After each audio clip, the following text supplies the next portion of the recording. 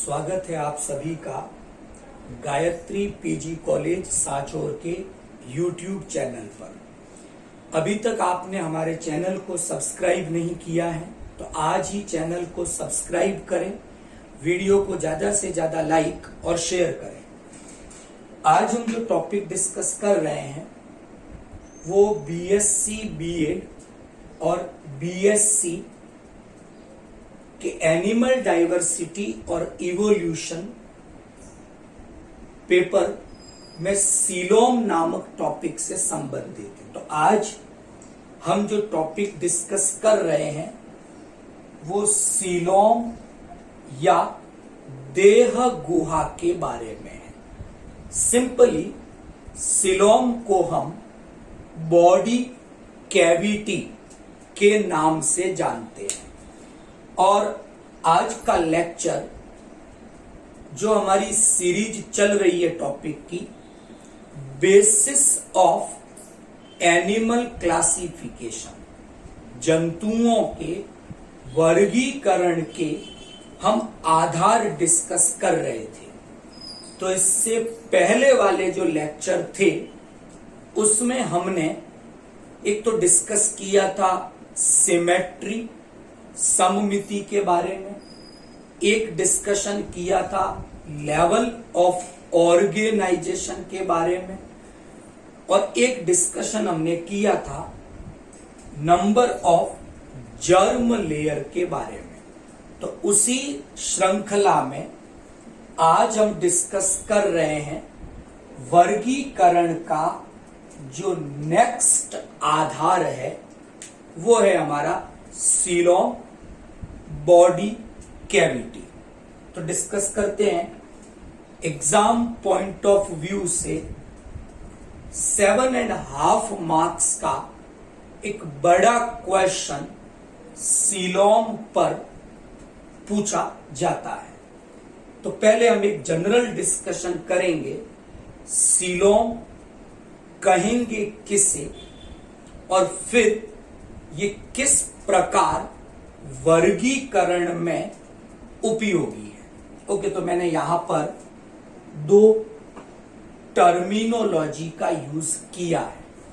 तो सबसे पहले तो हम डिस्कस करेंगे प्राइमरी कैविटी के बारे में। पहला डिस्कशन हमारा रहेगा प्राथमिक गुहा या प्राथमिक कैविटी क्या है, और फिर हम एक डिस्कशन करेंगे सेकेंडरी कैविटी के बारे में। तो पहले एक ब्रीफ सा डिस्कशन प्राइमरी कैविटी और सेकेंडरी कैविटी के बारे में रहेगा। ओके, पहले मैं इस पे डिस्कस करूं प्राइमरी कैविटी हम किसे कहेंगे। तो इसके लिए एक नाम मिलता है, तो मैंने नोट करके यहां पर मेंशन किया। इस कैविटी को जो प्राइमरी कैविटी है इसे हम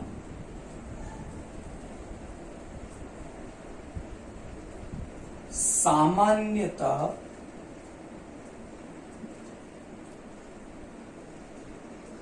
स्यूडोसीलोम, हिंदी में आभासी गुहा या कूट गुहा के नाम से जानते हैं। तो इसे आप फॉल्स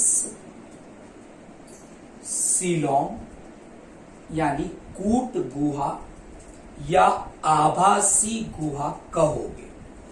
और जो सेकेंडरी कैविटी है उसमें ये नोट करने वाली बात है कि जो सेकेंडरी कैविटी है ये आपकी ट्रू सीलोम है या वास्तविक जो गुहा है वो है। ये बात याद रहेगी। तो एक छोटा सा अंतर हमने डिस्कस किया है प्राइमरी कैविटी और सेकेंडरी कैविटी के बीच में। Primary cavity popularly known as pseudocoelom और फॉल्स सीलोम, ये आभासी या कूट गुहा है। जबकि जो सेकेंडरी कैविटी है ये एक ट्रू सीलोम है, वास्तविक देह गुहा है। एक अंतर तो मैंने ये डिस्कस किया। अब मैं बात करता हूं कि प्राइमरी कैविटी का निर्माण कैसे होगा, कैसे बनेगी, एंड देन हम डिस्कस करेंगे कि सेकेंडरी कैविटी कैसे बनेगी। तो जो प्राइमरी कैविटी है इसका निर्माण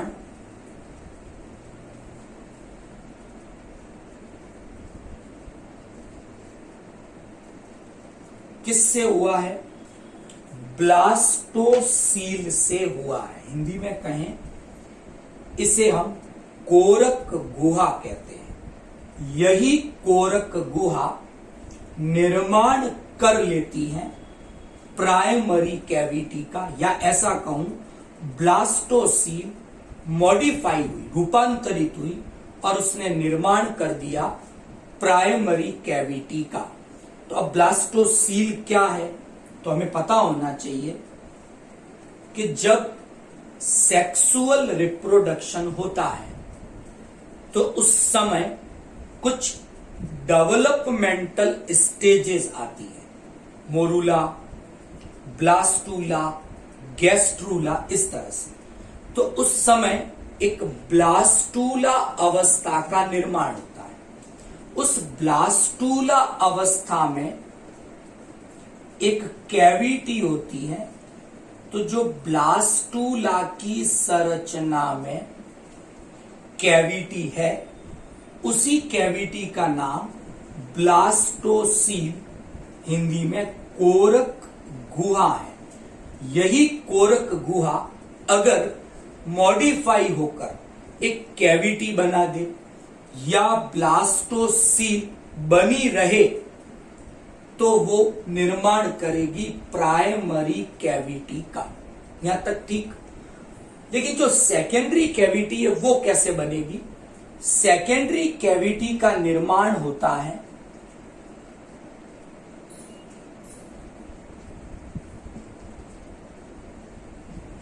इसका निर्माण होगा हमारे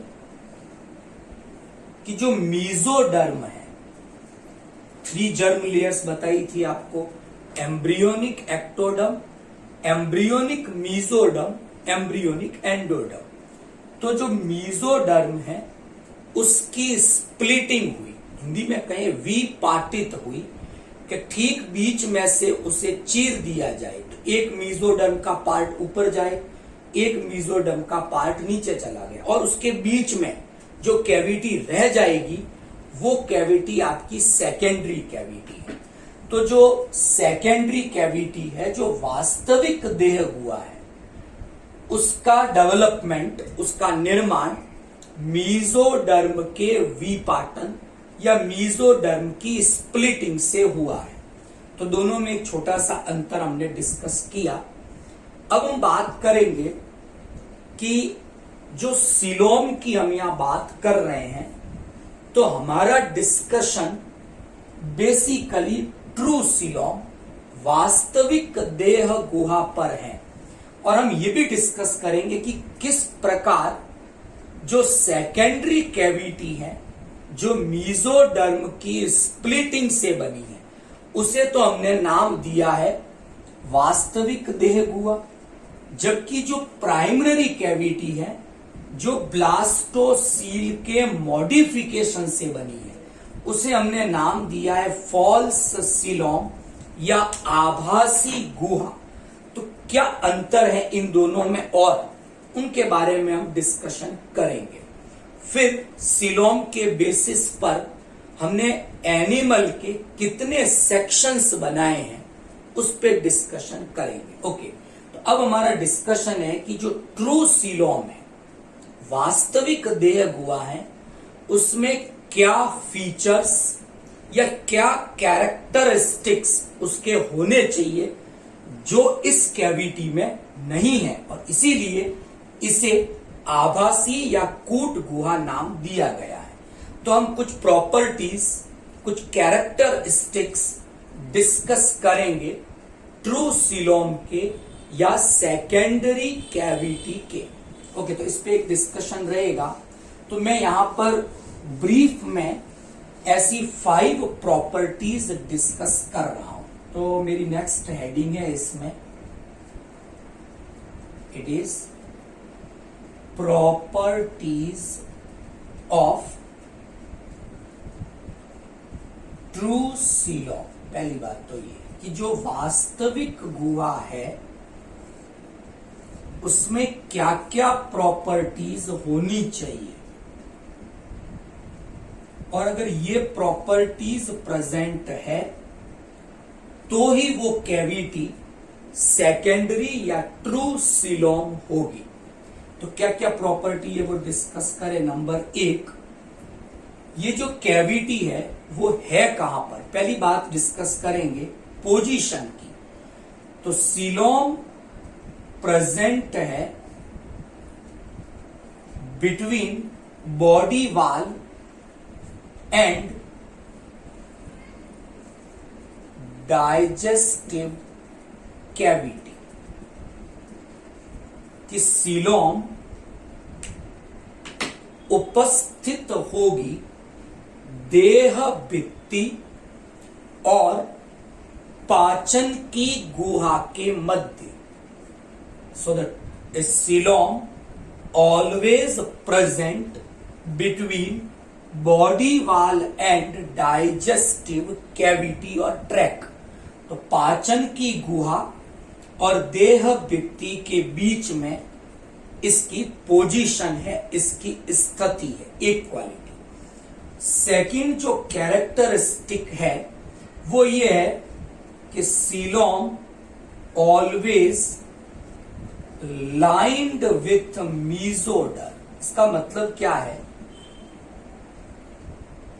कि जो सीलॉम है वो आस्तरित रहती हैं कौन से जनन स्तर से, मीजोडर्म जनन स्तर से। अगर मैं रिप्रेजेंट करना चाहूं, ये मैंने रिप्रेजेंट किया बॉडी वॉल को, ये मैंने रिप्रेजेंट किया इंटेस्टाइन या डाइजेस्टिव कैविटी। अब इनके बीच में मैं एक सीलॉम को रिप्रेजेंट करना चाहूं तो मैं कैसे रिप्रेजेंट करूंगा वो थोड़ा सा आप देखिए। इस रेड जो लाइन है उसके बीच का जो एरिया है, मैं यहां कुछ डॉट बना देता हूं। ये जो एरिया है जो डॉटेड मैंने दिखाए, ये आपकी ट्रू सीलॉम है। तो देखिए इस सीलॉम के इस साइड में भी मीजोडर्म है जिसे मैंने रेड कलर से ड्रॉ किया, इस सीलॉम के इस साइड में भी, यानी ये अगर एक सीलॉम है, इट्स लाइक ए पाइप, तो उस पाइप के चारों और अंदर की तरफ मीजोडर्म की लाइनिंग होनी चाहिए। तो सेकंड जो प्रॉपर्टी है ट्रू सीलॉम की, it is lined with mesoderm. ये मीजोडर्म से आस्तरित होनी चाहिए। बात ठीक है, याद रहेगी आपको। तो मीजोडर्म से आस्तरित है। नंबर 3 प्रॉपर्टी, सीलोम के अंदर एक लिक्विड भरा हुआ होना चाहिए। It is called coelomic fluid. इसमें एक तरल भरा हुआ है जिसे सीलोमिक तरल नाम दिया गया है। 3 बातें क्लियर होगी। नेक्स्ट, जितनी भी गोनेड्स हैं हमारे अंदर, टेस्टिस, ओवेरी, जो जनद हैं, उन गोनेड का डेवलपमेंट इस सीलोम की वाल यानी सीलोम की भित्ति से होगा। ये 4th प्रॉपर्टी है सीलोम की। और लास्ट, जितनी भी एक्सक्रीटरी डक्ट हैं, उत्सर्जी नलिकाएं हैं, they always open into coelom. तो वास्तविक देह गुहा में उत्सर्जी नलिकाएं खुलती हैं। इसी सीलोम की भित्ति से जनदों का परिवर्धन होता है। सीलोम में सीलोमिक तरल होना चाहिए और ये आस्तरित होनी चाहिए मीजोडर्म से। और एक हमने डिस्कस की इसकी पोजीशन के बारे में। तो ये कुछ प्रॉपर्टीज हैं जो एक वास्तविक देह गुहा, जिसे हम बॉडी कैविटी या सेकेंडरी कैविटी कहते हैं, उसमें पाई जाती है। अब जो हमारी प्राइमरी सीलोम की हम प्राइमरी कैविटी की जो बात कर रहे थे, जिसे हमने आभासी या कूट गुहा कहा, उसमें इस तरह की प्रॉपर्टी प्रेजेंट नहीं है। नो डाउट कि वो भी पोजीशन में तो सेम है, लेकिन वो मीजोडर्म से लाइंड नहीं है, सीलोमिक लिक्विड नहीं है, गोनेड वाली बात नहीं है, और उत्सर्जी नलिकाएं इसमें नहीं खुलती है। तो उसमें सभी प्रॉपर्टीज एक वास्तविक देह गुहा की है नहीं, इसलिए उसे हमने आभासी या कूट गुहा नाम दिया है। यहां तक ठीक। अब इस सीलोम के बेसिस पर हमने क्या किया कि जो हमारा बाइलेटरिया ग्रुप है उसे 3 सेक्शंस में डिवाइड किया। आपको इस सीरीज का पहला वाला लेक्चर याद होगा, जिसमें हमने आउटलाइन एनिमल क्लासिफिकेशन की बात की थी। एक चार्ट मैंने ड्रॉ किया था, आप वीडियो को देख सकते हैं, आईडी पर प्रेजेंट है चैनल के ऊपर। तो उसमें हमने एक आउटलाइन क्लासिफिकेशन का डिस्कस किया था, और बेसिकली हमने वहां पर 3 सेक्शन डिस्कस किए थे, सेक्शन ए, बी और सी। यानी सीलोम के बेसिस पर हमने बाइलेटरिया जो ग्रुप था उनको 3 सेक्शन में डिवाइड किया था। मैं नाम लिख दूं, फिर एक एक करके इजीली समझेंगे इसमें। फर्स्ट जो है सेक्शन का नाम रखा गया ए सीलोमेटा, सेकंड का नाम रखा गया स्यूडो सीलोमेटा, और थर्ड का नाम रखा गया सीलोमेटा। और थोड़ा स्पेसिफाई करें, कंफ्यूजन नहीं हो, तो उसे यू सीलोमेटा कहेंगे। तो हमारे पास 3 सेक्शंस हो गए। Acoelomata first section, pseudocoelomata second section, and eucoelomata third section. ये 3 सेक्शन है, एक एक करके डिस्कस करते हैं। पहले ए सीलोमेटा के बारे में क्या होगा, पहले मैं एग्जांपल डिस्कस करूं इसका। तो मेरे पास एक फाइलम है, नाम है फाइलम का प्लेटीहेल्मिन्थस।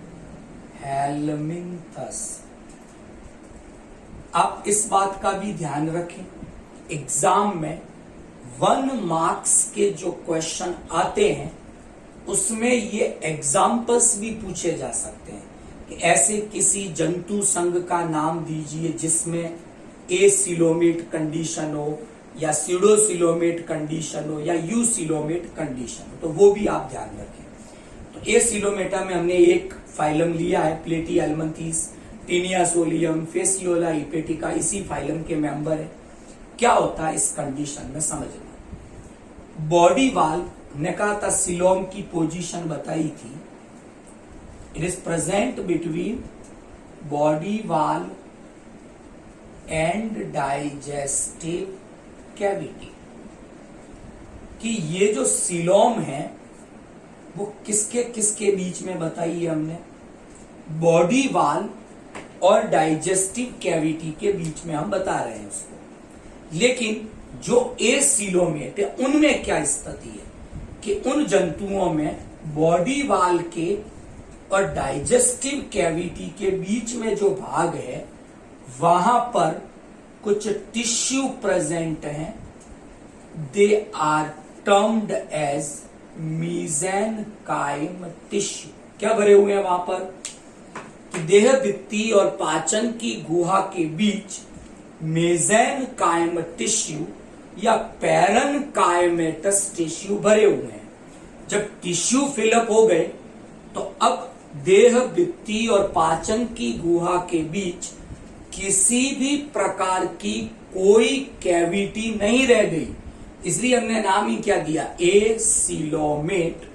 इन जंतुओं में किसी भी प्रकार की कोई कैविटी प्रेजेंट नहीं है, तो सिलोम नहीं है इनके अंदर। अब ये जो पर्टिकुलर टिश्यू है वो डिफरेंट फंक्शन, अलग अलग काम करते हैं, जैसे ट्रांसपोर्ट का काम हो गया, क्योंकि अभी तक प्लेटी अल्मंथीज में रुधिर परिसंचरण तंत्र बना नहीं है, तो परिवहन का काम ये टिश्यू कर लेगा।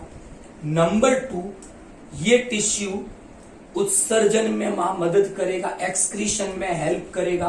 तो एक तो हो गया ट्रांसपोर्ट में हेल्प करना, दूसरा हो गया एक्सक्रीशन में हेल्प करना, बात याद रहेगी। नेक्स्ट चलते हैं स्यूडोसिलोमेटा के ऊपर। तो याद रखें, एक फाइलम है नीमेटोडा, याद रहेगा। पहले क्या था, एक सुपर फाइलम बनाया गया एस्के हेलमिंथस, उसमें एक तो मेजर फाइला है नीमेटोडा, बाकी के माइनर फाइला है, जैसे रोटीफेरा, इस तरह के कुछ नाम आते हैं, गैस्ट्रोट्राइका, काइनोरिंका। तो आप एक नाम याद रखें नीमेटोडा, जिसमें एस्केरिस आता है। इनमें जो सीलोम है वो वास्तविक नहीं है। वास्तविक का क्या मतलब, तो जस्ट इससे 10 मिनट पहले चले जब हमने कुछ प्रॉपर्टीज डिस्कस की थी ट्रू सीलोम की। तो सीलोम जैसी संरचना है तो सही, कैविटी है, कहां पर, बॉडी वाल और डाइजेस्टिव कैविटी में, लेकिन बाकी की क्वालिटी जो एक सीलोम की होनी चाहिए वो है नहीं। तो ऐसी सीलोम को हमने स्यूडोसीलोम, कूट गुहा या आभासी गुहा कहा, वो इन एनिमल्स में पाई जाती है, इसलिए इनके सेक्शन का नाम ही क्या दिया, स्यूडोसिलोमेटा। बात याद रहेगी। ये जो सीलोम है या ये जो कैविटी है वो प्राइमरी कैविटी का उदाहरण है, यानी वो ब्लास्टोसील जो थी, कोरक गुहा थी, उसके मॉडिफिकेशन से बनी हुई है, बात याद रहेगी। एंड देन लास्ट हम डिस्कस कर रहे हैं यूसिलोमेटा। ये सेकेंडरी कैविटी है, मीजोडर्म की स्प्लिटिंग से बनी है, उत्सर्जी नलिकाएं इस गुहा में खुलेगी, जनदों का विकास इसकी भित्ति से हुआ है, और ये आस्तरित है मीजोडर्म से।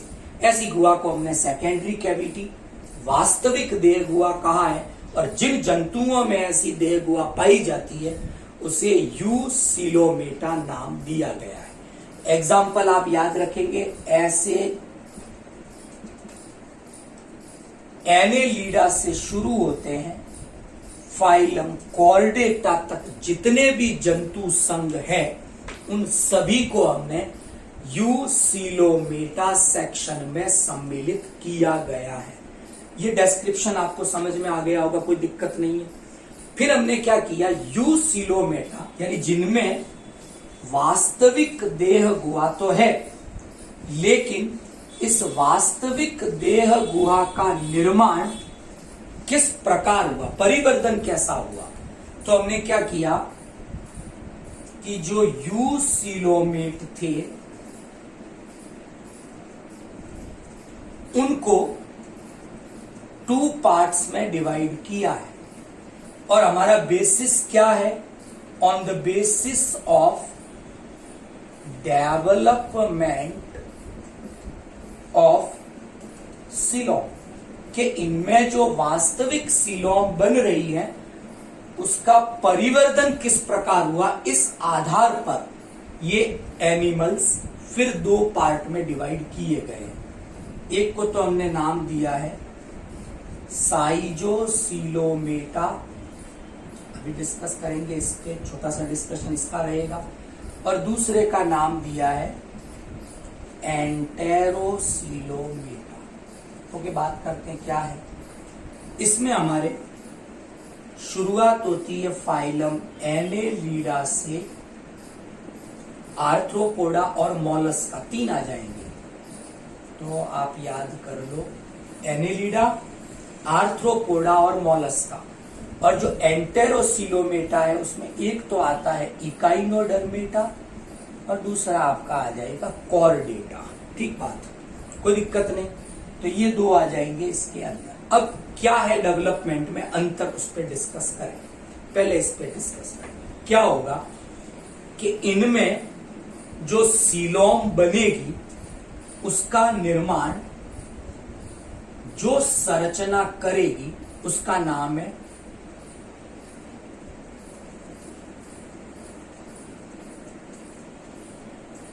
कि डेवलपमेंट के समय एक संरचना बनती है, उस संरचना का नाम है एंडोमीजोडर्मल बैंड।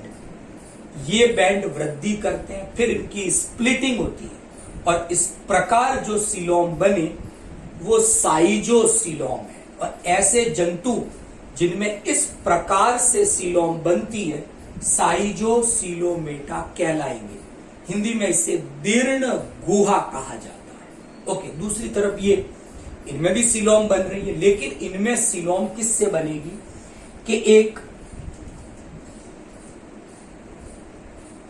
एंटेरिक पाउच बनता है, एक मीजोडर्मल पाउच बनेगा और वो मीजोडर्मल पाउच जिस संरचना से बनता है उसका नाम है आर्केंट्रॉन। आर्केंट्रॉन को हिंदी में आद्य नाल, कि जो एम्ब्रियो में जो आहार नाल बनी उसे आर्केंट्रॉन नाम दिया गया। तो उस आर्केंट्रॉन से मीजोडर्मल पाउच बने और उस पाउच से अगर सीलोम बन जाए तो उस सीलोम को एंटेरोसीलस सीलोम कहेंगे। और जिन जंतुओं में इस प्रकार से सीलोम बने उन्हें एंटेरोसीलोमेट कहा जाता है। हिंदी में इस सीलोम को आत्र गुहा कहा जाएगा और इसे दीर्ण गुहा कहा जाएगा। दोनों के एग्जाम्पल हो गए, दोनों में क्या डिफरेंसेस है वो मैंने डिस्कस किया, यहां तक ठीक। अब सीलोम के कुछ मॉडिफिकेशन की मैं बात करता हूं। फर्स्ट मॉडिफिकेशन मुझे मिलता है आर्थ्रोपोडा जंतुओं में। किसकी बात कर रहे हैं हम? फाइलम आर्थ्रोपोडा, जो जंतु जगत का सबसे बड़ा संघ है, जिसमें प्रजातियों की संख्या सबसे ज्यादा है। तो आर्थ्रोपोडा में खुले प्रकार का रुधिर परिसंचरण तंत्र, यह open type of blood circulatory system. तो ब्लड क्या है, आ गया सीलोम के अंदर। कहां आ गया? सीलोम में ब्लड भरा हुआ, जबकि जनरली सीलोम में सीलोमिक तरल होना चाहिए, लेकिन आर्थ्रोपोडा में सीलोम के अंदर लिक्विड के रूप में ब्लड है। तो ऐसी सीलोम का नाम हीमोसील रखा गया। तो आर्थ्रोपोडा में एक मॉडिफिकेशन हुआ और वहां हमें हीमोसील दिखाई देती है। वो एक प्रकार की वास्तविक देह हुआ है, लेकिन उसमें ब्लड भरा हुआ है। ऐसा ही दूसरा मॉडिफिकेशन हमें दिखता है इकाइनोडर्मेटा में। तो जो इकाइनोडर्मेटा के जंतु हैं उनमें एक वाटर वेस्क्यूलर सिस्टम, अलग से एक टॉपिक है, बड़ा क्वेश्चन बनता है जल संवहन तंत्र पर। तो वाटर वेस्क्यूलर सिस्टम, हिंदी में उसे जल संवहन तंत्र, बीथी तंत्र भी कहा जाता है, वो पाया जाता है। और इकाइनोडर्मेटा में जो ये वाटर वेस्क्यूलर सिस्टम बना है वो रूपांतरण है वास्तविक देह गुहा का, कि सीलोम मॉडिफाई हो जाती है और उसका निर्माण करती है। बात याद रहेगी। अगर हम मॉलस्का जंतुओं को देखते हैं, फाइलम मॉलस्का जिसमें पाइला, यूनियो ऐसे जंतु आते हैं, तो मॉलस्का के जंतुओं में सीलोम अपहासित, रिड्यूस हो जाती है, डिजेनरेट हो जाती है और वो कुछ भागों में ही रह जाती है। जैसे वो गोनेड के चारों ओर, जनदों के चारों ओर रह गई तो उसे गोनोसील नाम दे दिया गया। अगर वो उत्सर्जी अंगों के चारों ओर है तो उसे यूरोसील नाम दे दिया गया। तो वो केवल सीमित स्थानों पर ही रह गई, बाकी जगह अपहासित हो गई। तो मॉलस्का में ऐसा मिलता है।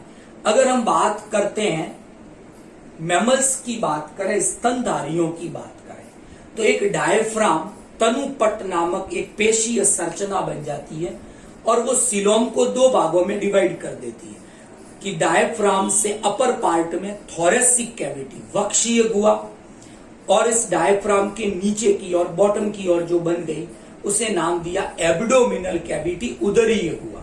तो वक्षीय गुहा, उदरीय गुहा, वो भी इस सीलोम के ही पार्टीशन या हिस्से हैं। तो आई थिंक आज का टॉपिक आपको समझ में आया होगा। आज हमने वर्गीकरण के एक आधार को डिस्कस किया जिसका नाम था सीलोम देह गुहा। Thank you.